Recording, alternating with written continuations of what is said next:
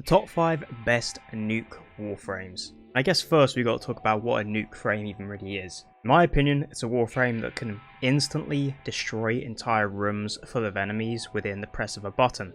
Large AoE damage either within a frequent time span or just one large instance to essentially nuke a room or a horde of enemies. And of course, we're in a state of Warframe right now where a lot of frames can almost bridge that gap. So many Warframes are so strong right now that you could consider someone like Excalibur a nuke frame, just from him swinging an exalted blade built for gas and influence into a horde of enemies and watching them die instantly. But to me, I think it's a bit more specific than that. So today, I'm going to give my top 5 suggestions for the best nuke frames in the game, per the category that I just described. But first, let's quickly give a disclaimer. I feel like I don't give enough disclaimers whenever I'm doing these top 5s, and sometimes comment sections can get a little bit toxic because there's a lot of snowflakes in the Warframe scene nowadays, and people just get offended when their favourite Warframes are included. Just because I share my opinion in these videos does not mean I think yours is any less important or wrong. This is simply my top 5 nuke Warframes in the game. If your favourite Warframe isn't included in the list, or you think another frame is better at nuking than these frames, it doesn't mean I think they are shit, okay? It's cool to just be civil and leave your top 5 picks in the comments section. This is just my opinion. I like doing these top 5s because they're quite fun. And another quick disclaimer as well, there will be sort of helmets somewhat included in today's videos. Some Warframes can become way better nukes when using certain helmet abilities, but more often than not you'll see it's a combination of a Warframe's abilities that is making them so strong in this category, as opposed to just being like, oh, let's subsume on Thermal Sunder to Titania and watch her fly around and spam the ability. Thermal Sunder is doing all the nuking there, hence it's not really Titania doing the nuking, if that makes sense. There just will be some frames in today's list that are kind of a mix between certain abilities in and out of helmet that allows them to achieve this status. So let's get into our number 5 spot. Starting with Gauss or Gorse. We did just talk about Thermal Sunder, of course, and I think it's much more valid to put Gorse in this list because not only does he own the Thermal Sunder ability, but I think he also has access to the best version of it. Sure, you could throw Thermal Sunder on Titania and have incredible speed and mobility and just spam it around a map. But not only does Gorse also have incredible mobility, survivability, buffs for himself, but he can also amplify his Thermal Sunder to have much better scaling than that of a Thermal Sunder Titania. Of course, his third ability lets out a huge AoE of fire damage when tapped, and then does cold damage in an AoE when held down. And when you do one of these one after the other, it will do a blast explosion. Now on their own, this is already great and can do tons of damage even at high levels, especially when built for efficiency and spammed. You can build it for a decent little bit of strength and range, of course. But where Gorse shines the most with Thermal Sunder is the fact that at his peak red line at 100% when you're maxed out, of course your abilities get amplified, and on him particularly, he gains an armor strip on the same ability. So as you're nuking enemies with fire, cold and blast, they're also getting their armor stripped by that blast explosion, making them more susceptible to the damage. So essentially Gorse just has the best scaling when it comes to Thermal Sunder, and there's only a few frames that really make use of that armor strip combination. And to me, Gorse just feels like an incredible nuke frame when you build for his third skill. As for my nuke build for Gorse, I have no helmet, but you could remove his second skill for something else. Just going for a lot of efficiency, decent damage and range. I'm really trying to mash this skill as much as possible. The only thing we're kind of lacking a little bit is that duration, but you can tweak the build to however you like. Gorse is of course one of the best frames in the game and also one of the best nukes at the same time. Moving on to our number 4 spot, we have Dante. Some of you may be thinking this is a little bit lower on the list than you'd expect, but I do think with the recent health and armor changes that arrived a few updates back, I think the overall damage of Dante's nuking potential has reduced a little bit, just because even when you're fighting enemies that you can armor strip, the larger amount of health has made this ability a little bit weaker. So Dante can of course mash his Dark Verse and then presses 4 to insta nuke rooms. It does a lot of damage and it does scale pretty well into Still Path. But even in the footage, I'm going against Infested, which don't even need to be armor stripped, and you can see sometimes this combination isn't even one-shotting certain enemies, and Infested are known for being quite squishy.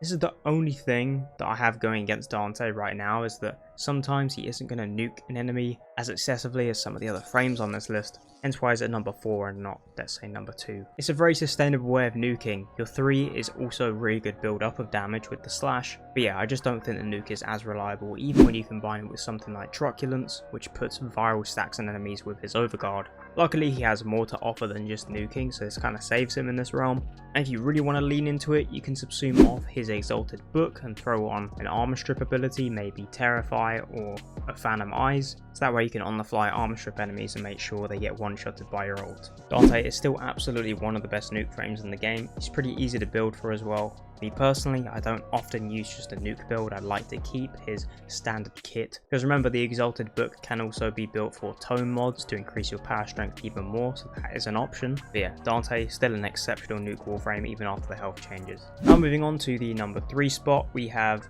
Equinox, who is always brought up into this conversation, and of course we're talking specifically about a main build. In day form, Maim allows you to build up stored damage, and once you're ready you can recast the ability to disperse that damage via a slash wave. Building this thing for range can of course nuke enemies at very high levels the more you build up that damage, and the helmet system can simply alleviate any issues you may have with armor. In the footage I was using a Phantom Eyes, but I do think she's much better built for something like Terrify, because on a build like this for survivability, unless you're using energy transfer or augment to switch to your night form and maybe try to put enemies to sleep and heal yourself to stay alive whilst building up that damage, outside of that you might just want to shield gate with her to stay alive, and Terrify is better for casting repeatedly for that shield bonus. And I think that's the difference between Equinox and Dante. Dante is far better at staying alive whilst nuking, but Equinox, although a bit more squishy and harder to utilize when it comes to survivability, her damage and nuking potential is just more excessive and devastating overall.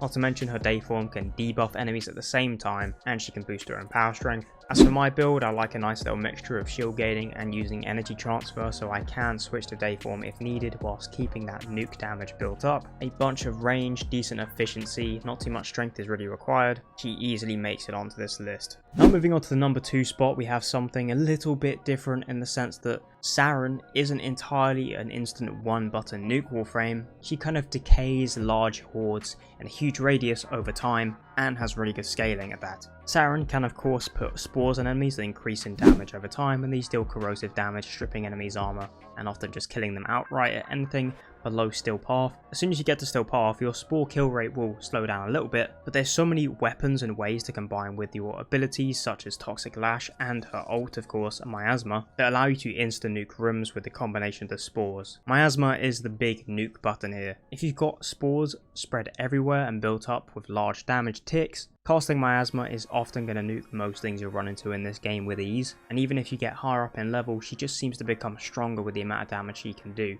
She does Toxin, Viral and Corrosive at the same time, and has some of the most busted range in the entire game. It would be absolutely maniacal to not include her in the list, even though someone like Equinox is a bit more of a insta-nuke room Warframe. Saren decays hordes of enemies over and over and over in a massive radius through walls, and I think that just separates her from the pack overall, and that's not even getting into the crazy synergies that she has with certain weapons. As for my nuke build on Saren, I actually use this mostly for XP farming and leveling weapons, of course going with a shit ton of range, a nice balance of power strength, and just enough sustainability in their energy department. And I'm really not prioritizing survivability on this build because the odds are everything's going to be dead anyway, depending on what mission I'm taking this into. Come on, we all knew Saren was going to be in this video, and she's at the number 2 spot. And something that not a lot of people were probably expecting is that my number 1 spot actually goes to Nezha. You see, when Nezha got his hands on the augment Divine Retribution, it was broken for a while, and people probably would have expected him to be number 1 back then, but then it got nerfed,